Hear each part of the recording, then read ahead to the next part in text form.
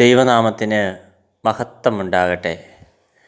മറിയത്തിൻ്റെ അഭിവാദനം കേട്ടപ്പോൾ എലീശയുടെ ഉദരത്തിൽ ശിശു കുതിച്ചു ചാടി. അവൾ പരിശുദ്ധാത്മാവ് നിറഞ്ഞവളായി. പ്രിയമുള്ളവരെ, ആദ്യമായി ഈശോയുടെ അമ്മയെ തിരിച്ചറിഞ്ഞ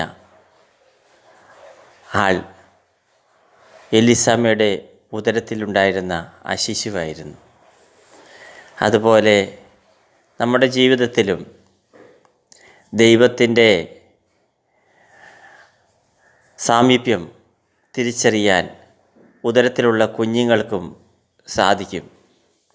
തീർച്ചയായും അതുകൊണ്ട് ആ കുട്ടികൾക്ക് വേണ്ടിയും ഗർഭസ്ഥ ശിശുക്കൾക്കും വേണ്ടിയും പ്രത്യേകം പ്രാർത്ഥിക്കേണ്ടതാണ്.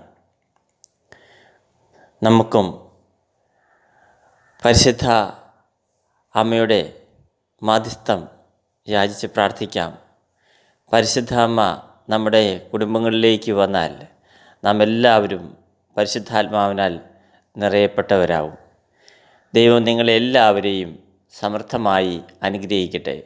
പിതാവിൻ്റെയും പുത്രൻ്റെയും പരിശുദ്ധാത്മാവിൻ്റെയും നാമത്തിൽ ആമേൻ.